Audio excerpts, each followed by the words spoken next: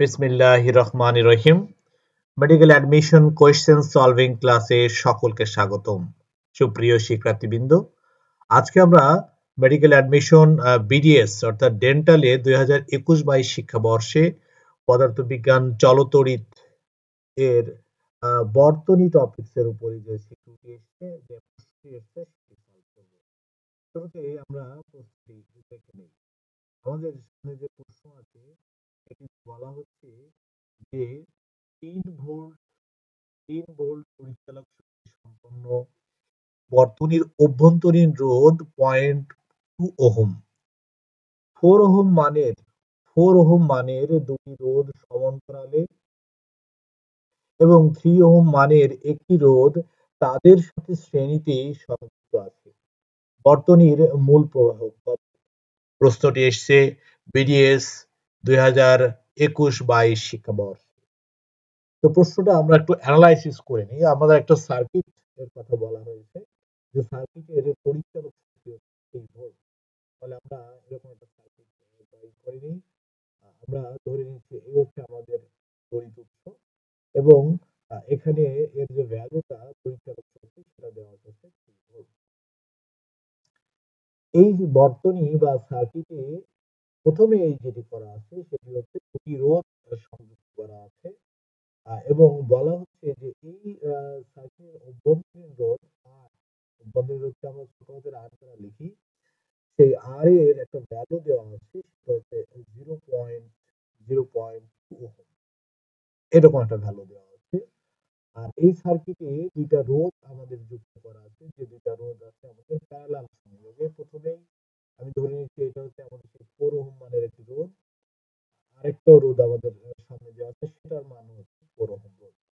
তাহলে এই যে 4 ওহম এবং 4 ওহম দুইটা সমান্তরাল রোধ এই যে যুক্ত আছে আমাদেরকে বলা হয়েছে। এরপর 3 ওহম মানের একটি রোধ, এরপরে আমাদের 3 ওহম মানের একটি রোধ, এই যে 3 ওহম মানের রোধ শ্রেণীতে যুক্ত করা আছে। কাদের সাথে? ওদের সাথে যুক্ত করা আছে। তো এখন যদি আমরা বর্তনীটা কমপ্লিট করি, এখানে যদি আমরা সুইচ দিয়ে দিই তাহলে এই হচ্ছে আমাদের বর্তনী হয়ে গেল।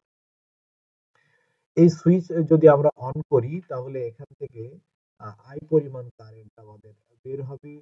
বের হয়ে প্রথমে এখানে গিয়ে দেখতে দুটি পথ 4 ওহম মানের একটি রোধ যুক্ত আছে, আরেকটি পথে 4 ওহম মানের রোধ যুক্ত আছে। এর মধ্যে দিয়ে কারেন্ট ভাগ হয়ে গিয়ে এখানে পৌঁছাবে। সেখান থেকে আবার দেখতে পাবে যে 3 ওহম মানের একটি রোধ আবার যুক্ত আছে এবং তার মধ্য দিয়ে এভাবে কারেন্ট কি বর্তনীতে আসা যাওয়া করতে থাকবে।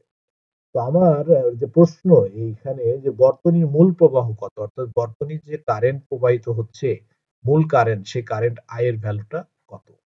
আমরা দেখে নিই যে এই যে সুইচ অন করার সাথে সাথে আমাদের বর্তনী থেকে কারেন্ট বের হচ্ছিল আই, বের হয়ে কিন্তু দুটি পথ, এখানে গিয়ে কিন্তু কারেন্ট আবার ভাগ হয়ে গেছে, I1 হয়ে গেছে আর এখানে কিন্তু I2 হয়ে গেছে। এই দুটো কারেন্ট সংযুক্ত হয়ে আবার কিন্তু এখানে আই হিসেবে পৌঁছে গেছে। যে আই মানের কারেন্টটি আবার কিন্তু 3 ওহম রোধের মধ্য দিয়ে প্রবেশ করে বর্তনীতে আবার আই আকারেই কিন্তু চলতে থাকছে। তাহলে বর্তনীর মূল যে কারেন্ট সেটা কিন্তু আই। তো এখন আমরা এই প্রশ্নের সমাধান করার জন্য আমাদের যে ডেটা, সেই ডেটা গুলো আমরা একটু লিখে নেব। এই প্রশ্নের যে ডেটা দেওয়া আছে সেটা আমরা একটু দেখে নিই। আমাদের প্রথমে দেওয়া আছে এই বর্তনীর তড়িৎচালক শক্তি। তড়িৎচালক শক্তি ইলেকট্রোমোটিভ এনার্জি কে, যেটা আমাদের বর্তনীতে তড়িৎকে চালনা করার জন্য যে শক্তির প্রয়োজন হয় তাকে আমরা জানি তড়িৎচালক শক্তি বলা হয় এবং তাকে কিন্তু ই দ্বারা প্রকাশ করা হয়। পরিচালক শক্তিকে প্রকাশ করা হয় ই দ্বারা। এই ই এর ভ্যালু হচ্ছে 3 ভোল্ট, এটা দেওয়া আছে আমাদের প্রশ্নে। 3 ভোল্ট হচ্ছে ই এর ভ্যালু।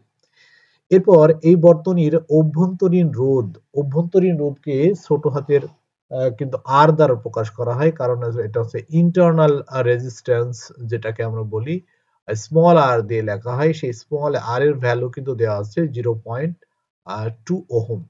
এই হচ্ছে আমাদের বর্তনীর অভ্যন্তরীণ রোধ। এরপর বর্তনীতে অনেকগুলো রোধ যুক্ত আছে, বিশেষ করে প্রথম যে রোধটা যুক্ত আছে সেই সমান্তরালে যুক্ত আছে যে দুটি রোধ। প্রথম রোধটাকে আমরা ধরলাম R1 মান 4 ওহম এবং আরেকটি রোধ যেটি সমান্তরালে যুক্ত আছে সেটিকে আমরা লিখি হচ্ছে R2 দিয়ে।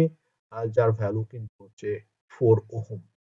এরপর এই 4 এবং 4 অর্থাৎ R1 এবং R2 এই দুইটি রোধের সাথে শ্রেণীতে আরেকটি রোধ যুক্ত আছে, সেটাকে আমরা বলবো R3 এবং তার ভ্যালু হচ্ছে আমাদের 3 ওহম। তো আমাদের যে প্রশ্ন সেটা হচ্ছে বর্তনীর মূল প্রবাহ কত। বর্তনীর মূল প্রবাহ আমরা দেখেছি কোশ্চেন অ্যানালাইসিসে যে প্রবাহকে আই দ্বারা প্রকাশ করা হয়। এখানে তিন ধরনের প্রবাহ আমরা দেখতে পাই, একটা আই, একটা I1 এবং I2। যেহেতু বর্তনীর মূল প্রবাহ চেয়েছে, তো মূল প্রবাহকে আমরা আই দিয়ে লিখি এবং আই ইকুয়াল ওয়াট। এই হচ্ছে আমাদের প্রশ্ন। তো এখন এই প্রশ্নটি যদি সমাধান করতে হয়, বর্তনীর মূল প্রবাহের যে সূত্র আমরা জানি, সেই সূত্রটা যদি আমরা ব্যবহার করি, তাহলে খুব সহজেই আমরা এই প্রশ্নটির সহজ উত্তর পেয়ে যাব। তাহলে আমাদের যে ফর্মুলা সেটা I equal E divided by, উপরে E divided by R plus আর।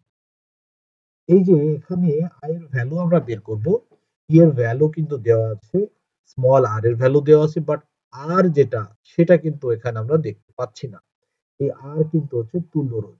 যেহেতু আর এর ভ্যালু দেওয়া নেই, তাহলে এটাকে আমরা এক নম্বর সমীকরণ দিয়ে দিই এবং আমরা একটু লিখেও দিই এখানে যে তুল্য রোধকে আমরা রেজিস্ট্যান্স, ইকুইভ্যালেন্ট রেজিস্ট্যান্স যেটা বলি তুল্য রোধ, সেই তুল্য রোধ এখানে এখানে আর যদি কোনো ভ্যালু দেওয়া নেই আমরা এভাবে লিখে দিলাম।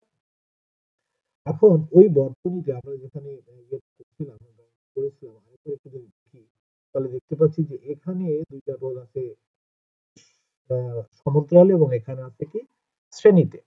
তাহলে এই যে এই রোধ, এই দুইটা সমান্তরালে সংযুক্ত দুইটা রোধ এবং শ্রেণীতে সংযুক্ত দুইটা রোধ, এই রোধ থেকে কিন্তু আমরা তুল্য রোধ পেয়ে যাব। তাহলে প্রথমে আমরা তুল্য রোধটা চিন্তা করি এভাবে, আর ইকুয়াল আমাদের R1 এবং R2 রোধ ছিল প্যারালালে, সেই হিসেবে আমরা এটাকে লিখতে পারি হচ্ছে 1/R1 প্যারালাল ক্ষেত্রে প্লাস 1/R2।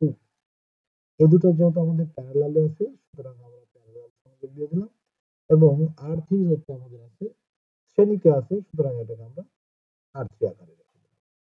এখন এটার ভ্যালু হচ্ছে 1/4 প্লাস 1/4 ইনভার্স, আর R3 এর ভ্যালু হচ্ছে 3। তো আমরা জানি যে দুটো সমান মানের রোধ যদি সমান্তরালে যুক্ত করা হয়, সমান মানের রোধ, আবার বলছি, দুটি সমান মানের রোধ যদি সমান্তরালে যুক্ত করা হয়, তাহলে তুল্য রোধটা তার অর্ধেক হয়ে যায়। তাহলে এখানে আমি পাবো 2 আর এখানে পাবো 3, টোটাল আমরা পেয়ে যাচ্ছি 5। তাহলে আর এর ভ্যালু আমরা পেয়ে যাচ্ছি কত, 5 ওহম। এখন আমরা এক হতে যদি এক নম্বর সমীকরণে যদি আমরা হচ্ছে এই মান বসাই দিই, তাহলে কিন্তু আমাদের কাঙ্ক্ষিত যে লক্ষ্য, অর্থাৎ বর্তনীর মূল প্রবাহ, সেটা কিন্তু আমরা পেয়ে যাব। তাহলে আই ইকুয়াল আমাদের ই এর ভ্যালু যেটা সেটা হচ্ছে 3, আমাদের আর এর ভ্যালু পেয়ে গেলাম 5, আমাদের স্মল আর এর ভ্যালু যেটা আছে সেটা হচ্ছে 0.2। তাহলে এখান থেকে আমরা পাচ্ছি 3 ডিভাইড বাই 5.02। তো 5.02 যদি আমরা 3 দিয়ে 3 কে 5.02 দিয়ে ভাগ করি, তাহলে আমরা পেয়ে যাবো হচ্ছে 0.58, 0.58 সামথিং পাবো আমরা এখানে, 0.58, 0.58 আমাদের এখানে অ্যাম্পিয়ার, আমাদের অ্যাম্পিয়ার একক, এটা অ্যাম্পিয়ার একক। এই হচ্ছে আমাদের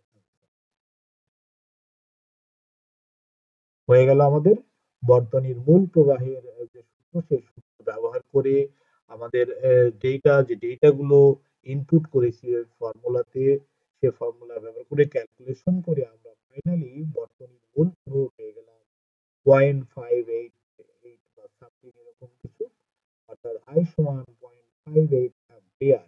এই হচ্ছে বর্তনীর মূল প্রবাহ। প্রিয় শিক্ষার্থীবৃন্দ, আশা করি তোমরা এই সমস্যাটির সমাধান দুর্দান্তভাবে পেয়ে গেছো। বিডিএস 2021-22 শিক্ষাবর্ষে কোশ্চেনটি ছিল, যাদের মেডিকেলে বা ডেন্টালে পড়ার ইচ্ছা এই ধরনের কোশ্চেনগুলো আগে থেকেই সলভ করবে। বিশেষ করে intermediate first year second year থেকেই তোমরা যদি এই প্রশ্নগুলো দেখতে থাকো, বুঝতে থাকো, ধীরে ধীরে একটা একটা সময় দেখবে সবগুলো তোমাদের পরিচিত হয়ে গেছে। এবং তোমরা যখন অ্যাডমিশন টেস্টে যাবা বা কোচিং করতে যাবা, তখন কিন্তু সবগুলো তোমার পরিচিত লাগবে এবং কনফিডেন্সটা বেড়ে যাবে তোমাদের। তাই বলছি, তোমরা এই ভিডিওগুলো দেখতে থাকো এবং কোনো সমস্যা হলে অবশ্যই কমেন্ট বক্সে জানাও, এবং আরো কি ধরনের ভিডিও পেতে চাও সেটাও তোমরা কমেন্ট বক্সে জানাবে। সে পর্যন্ত ভালো থেকো, ধন্যবাদ।